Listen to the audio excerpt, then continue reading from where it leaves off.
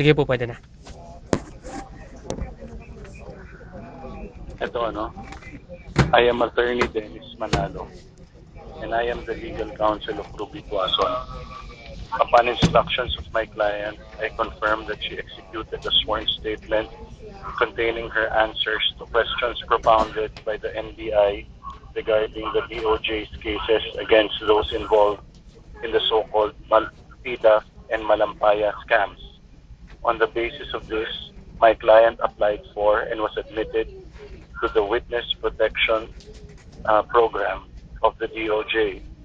She is committed to testify before the appropriate agencies or courts that will investigate or hear these cases. My client came forward to clear her conscience despite knowing full well the dangers to her life and reputation.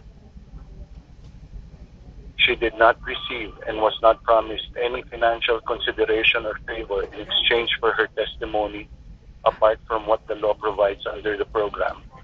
In fact, she will return to the government whatever monetary gain she may have derived from the transaction subject of these cases.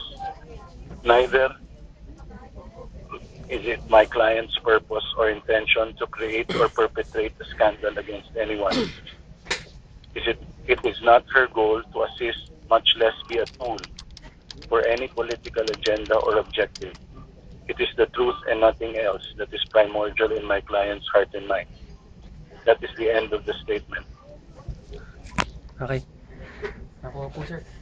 Si Ma'am Juliet po.